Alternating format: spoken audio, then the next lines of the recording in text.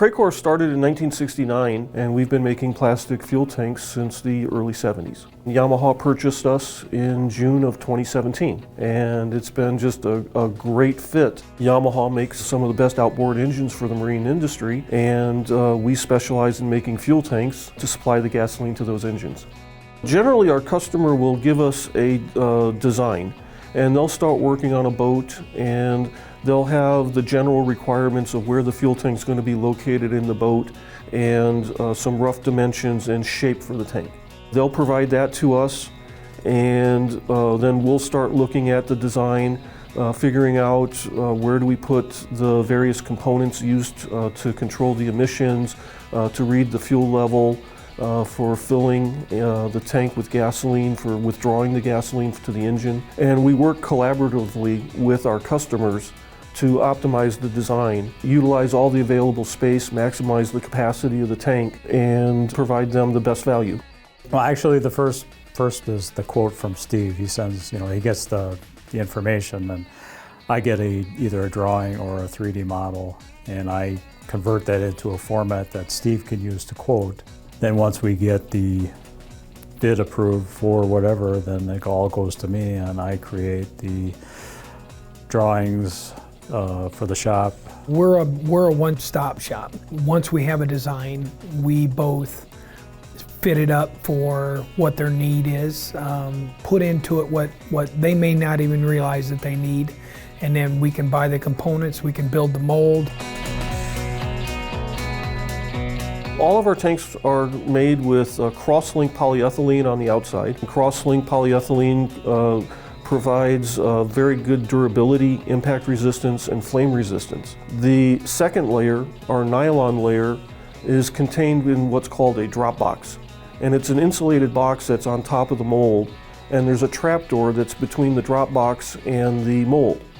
And so once our first layer of cross-linked polyethylene is molded out, we open the trapdoor, and then the nylon will be introduced to the inside of the tank. So we're making a dual layer tank with cross-linked polyethylene on the outside for its strength and durability, and then a thin layer of nylon on the inside for the permeation resistance.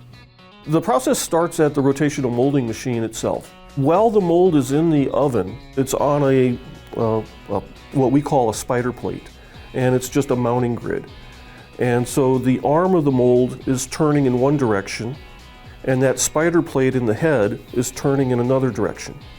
So as the part is in the oven, it is moving and rotating and going in all three directions on this rotational axis. The plastic is actually a powder, and that powder is inside of the mold, and as the mold is rotating and moving around, that powder is tumbling inside of the mold. What happens is the first layer melts, fills the tool, then at a certain time the second layer goes in and coats the inside of it. After the part is cooked in the oven, then that arm will move out of the oven, it'll move into a cooling station.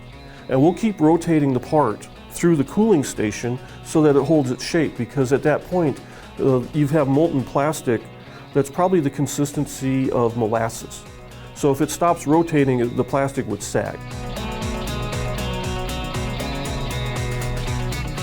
In the cooling station, we'll start with large fans, and we'll start to slowly cool the mold and the plastic down.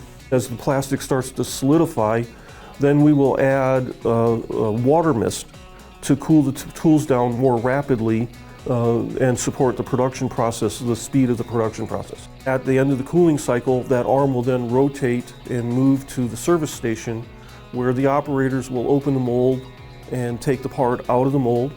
They'll clean the mold, get it all prepped, recharge it with new plastic, and they'll go back in the oven and start the whole cycle again. Off the press, the blank will then go to an inspection station where we will deflash the part. With any type of tool where you have a lid and a body coming together, you have a seam line. And so you'll have a little bit of a flash where the plastic goes out into that seam line. So we'll deflash the part, take off all of that trim, then we'll inspect the part, and then at that point it'll move to the assembly stations. So the first step is to prepare the tank by prepping all the holes, making sure that there's no excess plastic, and that everything is clean and ready to go to get good seals. Then we start the assembly process. And we start assembling the tank with the required components, the sending unit, the EPA valves, the pickup tube, and assemble the whole tank. Once the tank is assembled, every tank is then pressure tested to verify that there are no leaks. And we have a process where we pressurize the tank to a minimum of 3 psi and then submerge that tank into a large pool of water and then look for any bubbles which would indicate a leak. From there it goes to a final cleaning where we use compressed air and we blow out the inside of the tank.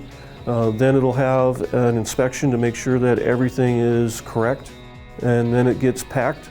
We put them on a pallet, they go to the customer, and then the customer takes them and installs them in the boat, and you have happy people out on the lake.